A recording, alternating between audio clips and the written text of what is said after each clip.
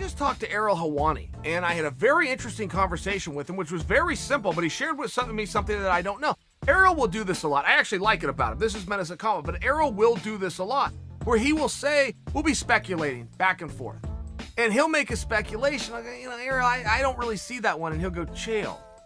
I'm not just speculating for you. When I say things, it's because I have information. Now, as funny as that is, he's telling the truth. Errol has really never come to me ever with a prediction that he didn't already know the answer to. And the reason I tell you that, I'm bearing my lead here, but he's saying this Masvidal-Nate Diaz business is very real. He said, as a matter of fact, the only fight that Nate Diaz wants is George Masvidal. As a matter of fact, if Nate Diaz had his choice between Conor Part 3 or Masvidal Part 2, he takes Masvidal. I did not know that. And Diaz is one of these guys. Everybody wants to see him. He's a megastar to the highest of level, but he also uses the laws of supply and demand, even if unintentionally. Which is, there's a big demand for Nate Diaz, and he gives us very little supply. So when Nate says he wants something, he's one of these guys you have to listen to. Because you may not have very many easygoing, pleasant conversations with him. Nate is locked on rounds 4 and 5 of fight 1. He is locked on that fight. Should not have been stopped. That cut was not very bad, and I was just getting my mojo in rounds 4 and 5. I cannot disagree with him. It's not completely what I saw, but he was the one that was in there. He was the one that was feeling something. And you guys, there's stuff that your eyes won't tell you that you would only know if you were in there. Let me just offer one example of that. When you're engaged with a guy, you're clinched up or he's on top of you, it can be groundwork. When you're in close quarters with a guy and the fight is dragging on, you can hear his breathing.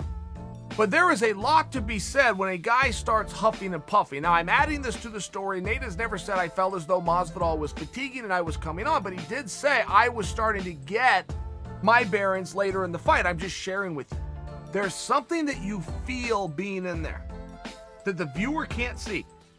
You could rewatch the tape again and you won't see it again. There's something about that contest that Nate, in sincerity, was starting to like. And we know this is sincere, not because of Nate's statements after the fight, because the fact that Nate wants to do it again and he wants it a main event. He's not saying, hey, give me X, Y, and Z, and I'll only go out there for 15 minutes. I'll go out there a goddamn night long. There is something compelling about that, and there is something very interesting. I'm interested in that match. I'm interested in what Nate was feeling. I am interested in what rounds 4 and 5 look like from what I saw. I was there live and I went back and rewatched it. From what I saw, I wasn't seeing the turning of the tides. I am left to take Nate Diaz, a very honest man, at his very honest word of saying things were starting to go my way. These were the rounds. I don't win the first round against almost anybody. It takes me a little bit to warm up against anybody. So before you go and give this guy credit for the first round, you have to go back over my whole career and give everybody credit for the first round. I'm a later on fighter. That's who I am. I got no problem with it. So give me a nice long fight and let the thing play out. I'm interested.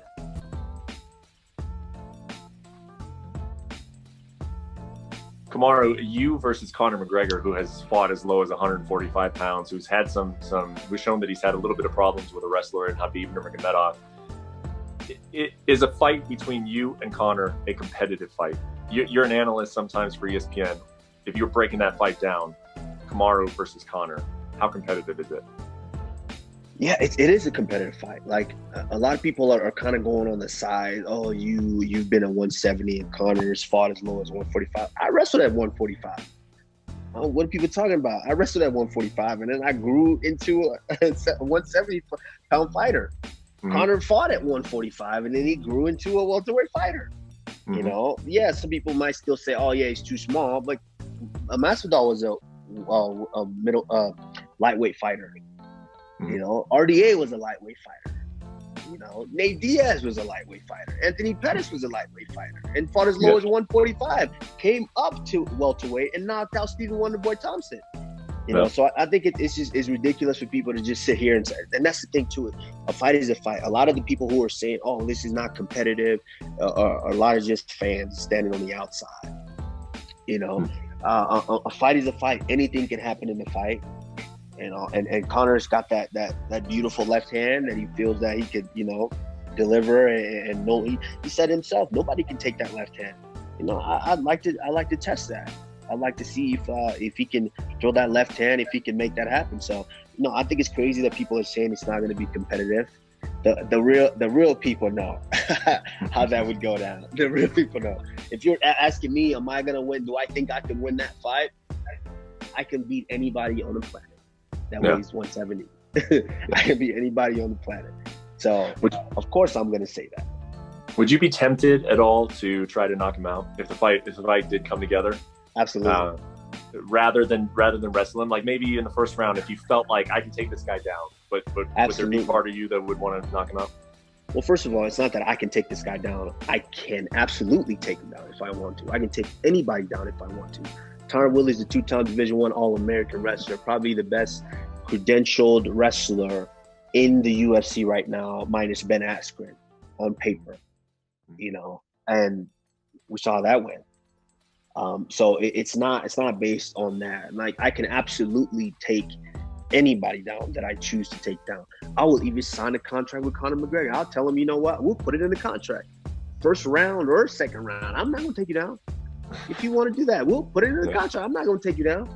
Like, the crazy thing is that people are still under the impression that all I can do is wrestle. Like, that's what's crazy to me. In my last fight, I could have taken this guy down. I chose not to. I chose to stand there and beat him. You know, with Woodley, when I wanted to stand, I stood with Woodley and almost got him out of there. You know, the fight before that, RDA, I stood with him a ton, and I almost got him out of there in the last round. Yeah. You know, Damian Maia, I stood with him all 5 rounds. Like, you know, like for people to really still say that, oh, you're going to try to take him down. Hey, yeah, if I want to take him down, I've said it before. If I want you down, I'll take you down. That's not there's no ifs, ands, or buts about that. But if I want to stand and strike with you, absolutely. Am I going to try to knock Conor McGregor out? Absolutely. I'm going to try to knock his head off his effing shoulders.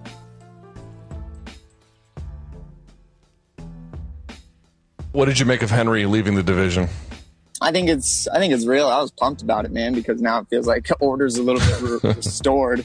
Yeah, I mean, I was excited about it. I think I was really excited when he was retired. Hopefully he's retired. I don't know, but I think his success after fighting is going to depend on whether or not he'll come back. If he goes and finds something that he's really good at and is doing well, I think that he'll just stick with that. And I think if he's not doing as well, where else can you make as much money in one night as he probably can? So he'll probably be back. But I think that's going to depend. By the way, there's been a lot of consternation about your fight in the sense that people are really excited for it. It's the one I'm looking forward to most on the calendar. But there was a fight night, I think, just a week or so later, and folks are like, why not make it 5 rounds for that fight night? Did the UFC ever discuss that? Why is your bout 3 as opposed to 5 and given where it is? Yeah, I don't know, man. I don't know. I could see the argument that it could be for a belt, and I could see the argument that it could at least be for a 5-round main event. But, you know, I don't know. I can't tell you. I was open to both of those ideas, obviously. So I can't tell you. Did you express that to UFC? Like, hey, I don't mind doing 5?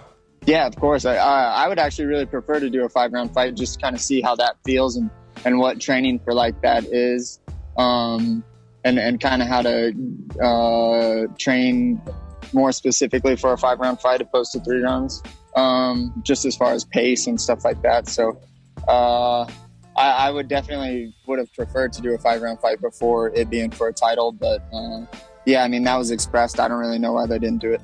Are you under the impression this is a number 1 contender fight?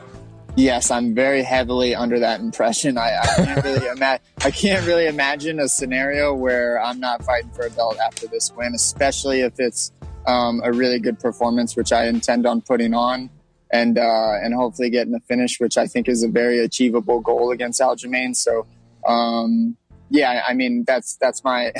I have a lot of eggs, or I suppose I don't have too many eggs in that basket, but I mean, for something else to be not that seems like something would really be off. If you are a fighter or someone who wants to start training in MMA, listen up. My name is Phil DeRue. I am the head performance coach of American Top Team. I train some of the elite MMA athletes in the world, such as Dustin Poirier, King Mo Lawal, Frankie Edgar, Junior Dos Santos, Edson Barbosa, and Joanna Jędrzejczyk. Going to MMA gyms or hiring a personal trainer can get extremely expensive over time. So if you want to get in shape and train using the exact program of the top MMA fighters for an affordable one-time price, check out Fight Ready in the description below. Use code MMA Central to get 20% off your final purchase. I hope to see you on the inside.